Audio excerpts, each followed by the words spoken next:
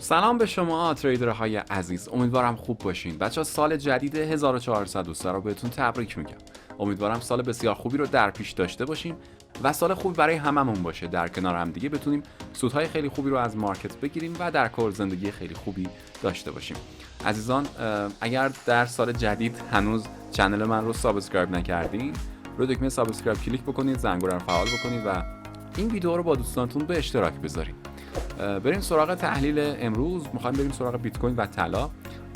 توی این دو سه روز گذشته درخواستای زیادی بود، من واقعا وقت نکردم، ولی امروز قراره بریم و مفصل با هم دیگه بیت کوین و طلا رو یک نگاهی بندازیم، ببینیم که قراره چه اتفاقی توشون بیفته. با من همراه باشین تا ادامه ویدیو.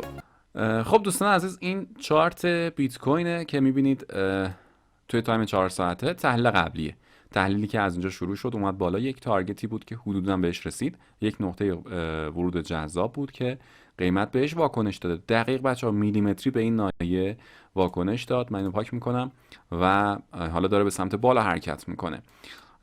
بچه تارگت این حرکت فعلا سقف قبلیه، یعنی اگر این پایین همراه با بیت کوین شدین و احتمالا خرید داشتین توی این ناحیه و این زون، این عدد بالا حدود 73000 74000 میشه تارگت اول بیت کوین برای حرکتی که داره در پیش گرفته و احتمالا به سمت بالا و بالاتر از اون، یعنی تارگت های بعدی حرکت بکنه. عدد 85000 دلار تارگت بعدی بود و فعلا حدود 75000 دلار میشه تارگت فعلی. اما اگر وارد بیت کوین نشدین و حالا توی این ناحیه وارد نشدین، بریم تا پایین‌تر و با هم دیگه یک بررسی بکنیم، ببینیم نقطه ورودی میتونیم ازش پیدا بکنیم یا خیر. خب بچه ها میبینیم که قیمت اینجوری اومده به سمت پایین، یه واکنش خیلی خوب داشت و این پول بک جای خوبی بود برای خرید، برای ورود این ناحیه. یعنی شما اگر با بیت کوین همراه بودین و ویدیوهای چنل رو میدیدین، این ناحیه رو بچه‌ها میتونستین به عنوان نقطه ورود انتخاب بکنید، با این استاپ وارد مارکت بشین و خب باش همراه بشین. ولی خب اگر هنوز وارد نشدین یا اینکه ترسیدین، نمیدونم به هر دلیلی، قیمت توی 15 دقیقه بچه کاملا صعودی شده و روند صعودی داره و حالا به عنوان نقطه برگشتی و نقطه ورود اگر بخوایم دنبال نقطه ورود باشیم، این ناحیه بچه ها ناحیه اوله و ناحیه خوبیه. کما اینکه از نزدیکش یه واکنش ریزم داد و اینجا رو بچه ها مد نظرمه و احتمالا بیاد پایین و از اینجا برگرده. یعنی این ناحیه میتونه نقطه ورود باشه برای بیت کوین اگر وارد مارکت نشدیم و حالا بای نگرفتین. این میتونه یه نقطه ورود خوب باشه تا تارگت اون بالا، یعنی تارگت سقف قبلی حدود 74000 دلار که میتونه این حرکت رو به شما بده. و اگر این ناحیه وارد شدین و این پایین استاپ رو زد، اون موقع میتونید بچه توی کف مجدد وارد بشین. این زون کف هم زون خوبیه و البته اینجا یه بار تاچ شده. بذارید من دقیق بررسی بکنم که اشتباهی نشه. خب بچه اینجا قیمت خیلی جذاب نبوده، این زون خوبی بوده که ازش برگشته. همین زون میتونه ناحیه خوبی باشه برای برگشت مجدد، ولی من بعید میدونم، احتمالاً از همینجا قیمت برگرده. حالا شما میتونید با دوتا همراه باشین، با هر دو.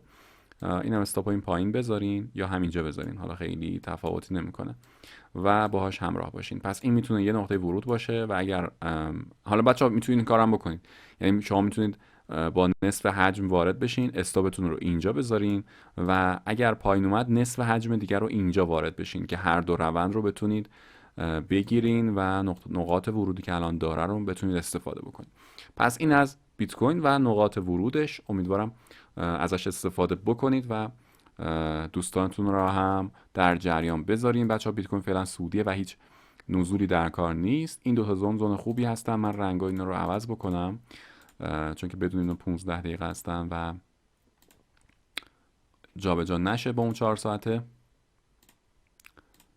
خب این رو هم 15 دقیقه میکنیم. خب این از بیت کوین بچه‌ها دیگه کامل تحلیلش کردیم. نقطه ورود خوبی داشت و الان هم نقطه ورود خوبی داره. تارگت اینجا رو داریم و تارگت های بالاتر باید باش همراه باشیم. بچه‌ها یه دونه فیبو هم بندازیم روش که اگر این رو بروز بکنیم، در واقع نمودار که از اینجا شروع شد یک پول بک زد. حالا من ریتریسمنت استفاده میکنم و اکسپنشن نمیذارم، یه فیبو ریتریسمنت اگر بذاریم عدد 1.61 نقطه خوبی هست به عنوان تارگت دوم. یعنی تارگت اول میشه سقف قبلی، تارگت دوم میشه اینجا حدود 81000 و تارگت سوم. بچا از این فیبا هم میتونید به عنوان تارگت گیری استفاده بکنید. من اینا رو اینجوری قرار بدم دقیق تر، حدود 74000 دلار، حدود 82000 دلار و تارگت سوم هم اینجا میشه حدود 94000 دلار. شاید خیلی از دوستان این اعداد رو باور نکنن، ولی خب روند صعودی دیگه و بهتر باش همراه باشین. پس این هم از بیت کوین. بریم سراغ طلا و ببینیم طلا چه اتفاقی افتاده و به چه سمت و سوی حرکت کرده. خب طلا بچه‌ها یه زون 4 ساعته داشتیم که اومد از این کف بلند شد، یک الگوی پرچم مانند رو اینجا تشکیل داد و بعد از اون حرکت به سمت بالا. این الگو رو می‌بینید اینجوری قیمت اومد این الگو رو تشکیل داد و حالا به سمت بالا داره حرکت میکنه. حالا با این کاری نداریم، روند صعودیه و هیچ حرفی از نزول ما نمیزنیم توی طلا. همونطور که قبلا بهتون گفتم بچه‌ها، طلا سقف تاریخی رو زده و این تارگت فیبوناچی ما هست که ما از قبل براش داشتیم 2380 دلار حدوداً که داره به اونجا حرکت میکنه و میرسه بهش. حالا بریم و برای طلا نقطه ورود پیدا بکنیم و ببینیم که چجور میتونیم توی طلا وارد بشیم. خب بچه یه دونه کندل قوی اینجا تشکیل شده توی 15 دقیقه طلا و تمام اینها داخل این هستن. نکته ای که وجود داره زمانی که اینجور کندل رو ما میبینیم، کندلایی که تماما داخل یک کندل قوی هن، حالا این تهش اینجوری مثلا، اینا بچه هیچ ارزشی واسه ما ندارن. یعنی این محدوده ای که من مشخص میکنم براتون، میبینید این محدوده اون کندل قبلیه. من رو پاک بکنم تا بهتر ببینید و اینا داخل این کندلن و اعتباری ندارن این ریز موج ها. ما اینا رو در نظر نمیگیریم، منتظر اصلاح بیشتر میشیم توی طلا و اگر اصلاح رو داد و تا این پایین اومد، حالا اینجا جای خوبیه این که داخلیه، میتونیم بچه ها این زون رو به عنوان نقطه ورود مثلا در نظر بگیریم. حالا یکم بزرگترش میکنیم چون کمی ناحیهش خیلی به هم ریخته است، ولی خب در کل جای خوبیه. این ناحیه خوبیه. اگر اصلاح بیشتر داد به سمت پایین، میتونیم با طلا همراه باشیم، از این پایین تا بالا همراه باشیم و بای رو از این ناحیه بگیریم. یکی از دوستان بچه نکته گفته بود که خب ما چرا صبر بکنیم تا اینجا بیاد؟ خب شما این وسط این ناحیه اگر بخوایم بای بگیرین کمی همراه با ریسکه، اگر بخواین سل بگیرین بازم کمی همراه با ریسکه. باید اجازه بدین تا مارکت به یه جای برسه و از اونجا همراهش بشین. این تایم 15 دقیقه هست و زمان زیادی هم نمیگذره تا به این پایین برسه احیانا. پس به نظرم باید صبور باشیم تا یک اصلاح بیشتری رخ بده و بعد وارد بای بشیم. حالا یک ساعت ها رو اگر من چک بکنم، یک ساعت ها بچه همینو به ما میگه. یعنی اینجا این کندلی که موج داخلی داره، این کندل بزرگ یک ساعته هست و این حالا میشه گفت پول بک باشه به همین الگوی پرچمی که ما داشتیم. میبینید حدود این ناحیه میشه پول بک به همین پرچم. پس بچه‌ها عجله نکنید برای خرید طلا. به نظرم بذارید تا یک بازی دیگه بکنه، یک اصلاحی بده و این کف جای بسیار خوبیه برای بای.